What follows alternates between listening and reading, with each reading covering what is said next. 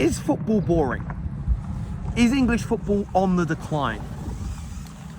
Or are we witnessing and are we seeing people start to get the excuses in early to attack Arsenal, the potential champions? Are we seeing people trying to play down maybe why their team's doing so badly? Is English football really as bad as everybody is making out? I want to get your views. I want to get your opinions on that. Please like, share and subscribe. Get that bell notification button turned on as well. We're closing in on 100,000 subscribers and I cannot thank you all enough for helping to make that possible. But I want to have this conversation because I've seen again the last 24 hours, 48 hours, Arsenal being attacked, boring football, set pieces, long throws, people going long from kickoffs, football is regressing, and people thus far have been limiting it to the Premier League. And I find that very interesting because it was the same last season. It was limited to the Premier League when people tried to diminish Liverpool. And as a Man United fan, I think it would have been very, very easy to have jumped on that bandwagon, to have turned around and gone, yeah, football's fallen off, football's really bad, there's no quality anymore, Liverpool are only winning it because it's a bad season, the game's fallen off, the game's gone. We could have all played that game. The reason that I don't is because I'm really enjoying football at the moment. I feel that the English league has maybe never been so strong. I feel that it's so competitive. Anyone can beat anybody. And yeah, there's different styles in that. But I really enjoyed watching Wolves versus Newcastle at the weekend. I love watching the better team in Newcastle try and solve the puzzle of Wolves. I loved watching Wolves' gritty attempt to sit in and counter-attack. They both played some beautiful football at times. It was a 0-0, but I didn't find it unenjoyable. And I'm like that with a lot of sports, if I'm being honest with you, because I'm a big UFC fan. And sorry I'm out of breath walking up hills right now with a dog, and I'm not as young as I used to be. But I watch the UFC, and I love a slugfest. I love the ending of Max Holloway versus Justin Gaethje a few years back, where it was just an absolute slugfest. Gaethje gets knocked out, amazing. But that was the end of the fight. Up until that point, it was a very clinical Max Holloway performance with great technique, great boxing, great fighting, great MMA, great martial arts. And I'm a bit like that in football, where, of course, watching a game that's 4-4, watching a game where there's loads of goals, defensive errors, it's entertaining. There is something about it. It's great watching the worldies fly in. Of course it is. Nobody's denying that. But at the same time, I love football for all of it. So I love watching great defending. I love watching teams that are hard to break down and beat. I've always enjoyed that, and I'm never going to change. Always enjoyed it my whole life, the puzzle. And that for me is part of the entertainment of the game. Can you work out the puzzle? Can you beat the individual? One of my favorite MMA fighters, someone I grew up knowing as well, is Michael Venom Page. And a lot of fighters don't like fighting him because he won't engage in the pocket and he typically stands too far away for you to take him to the ground. Now some might go, that's boring because he's not giving his opponent a chance or an opportunity. But why the hell should they?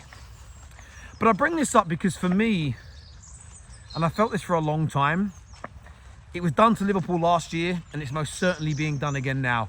People are just angry that Arsenal were the best team in Europe. And as much as I would prefer it to be Manchester United, of course I would, they're my team, I love them.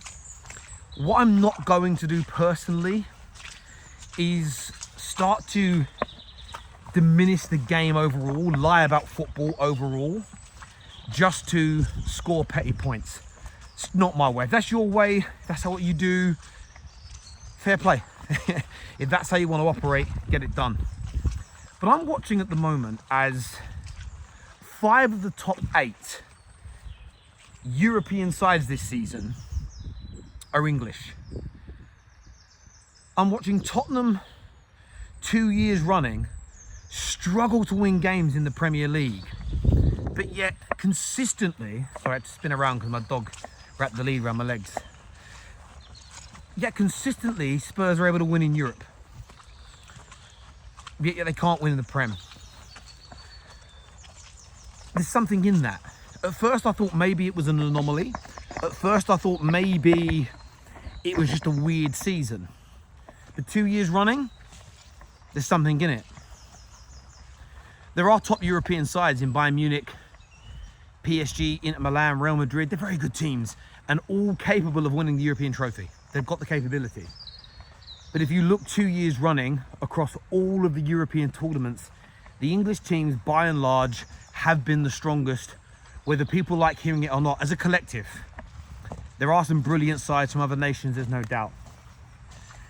So when people talk about football has fallen off, if people don't enjoy the current style of football and they think, well, it should be more flamboyant, there should be more character, there should be more freedom, I understand this. But this is typically coming from the same fans who have pushed for the past couple of years that winning is all that matters in the game. Winning is everything. It doesn't matter about progression, stats, goals, records. It's all irrelevant unless you're winning. And now what we're seeing is, well, if you're going to win, you've got to win the right way. And I would probably hazard a guess that most of us would love that utopia of having the best football in the world and being the best team. But it isn't the reality of the game, and it rarely has been. Yes, Barcelona, under Pep Guardiola, they managed that. Man United's 99 team and 2008 team, two of the best footballing teams Britain and England has ever produced, winning those trophies. Man City at their peak in the last few years, absolutely. But I wouldn't call Chelsea under Jose Mourinho one of the best footballing teams in the world from a flamboyant attacking nature, but a really hard team to beat, a brilliant footballing team. For my lifetime, I have seen pragmatic teams, flamboyant teams, and then really balanced teams. And I'll call Sir Alex Ferguson's teams balanced. There's some times where we were flamboyant. There were times where we were more resolute. And that's football. And it's never been any different. And I don't like this gaslighting that's going on, that there's only one way to play it, there's only one way to operate, and teams essentially should concede to losing in the pursuit of entertainment.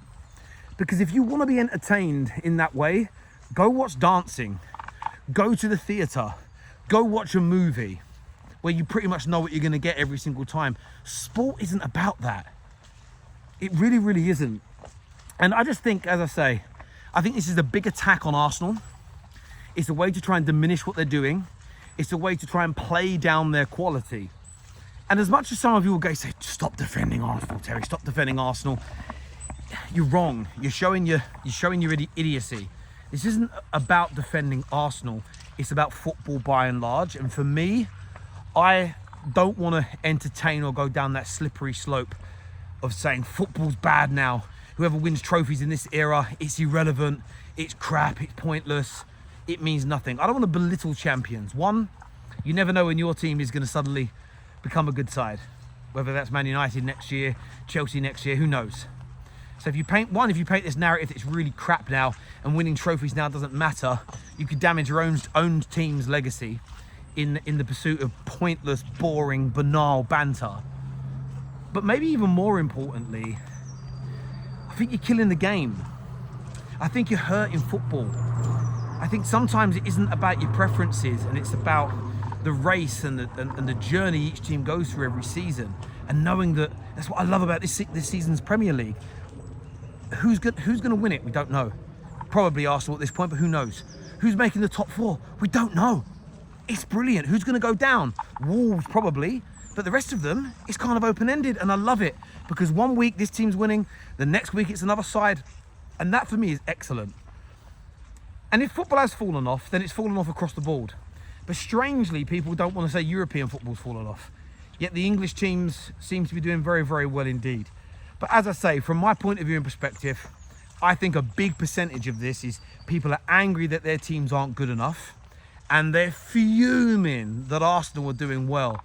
But instead of just giving credit where it's due, talking about how their team can improve, they're going for a bit of a a blanket approach, but a scorched earth approach, which is, let's just say football's crap. And my message to these content creators that are doing it, well, stop covering it then. If it's so crap and boring and football's fallen off and it isn't the sport you fell in love with and it's going in the wrong direction, unless you're actually going to protest, unless you're actually going to do something tangible to stop it, how about you stop making content about it? You won't, because what I know you're doing is you're bitching because you're butthurt that a team you dislike is winning, and there's nothing left to criticize them about. There's nothing left to dig into them about. It's just, what's next? We spoke about set pieces. We spoke about long throws. We spoke about Arteta's tight trousers. We've spoke about Saka limpet. What? We just got to say football's dead. That's all we've got left now. Is football's dead, football's over, and it's done. And remember, everyone who's advocating for this, if your team ends up winning something this year, remember the message you pushed. But as ever, people, listen, like, share, and subscribe. I'd love to get your views. Some of you might see this really differently to me. Some of you may look at this and go, Terry, I think you're wrong, mate. Terry, I think football's in a dire place and could be dead in 10 years.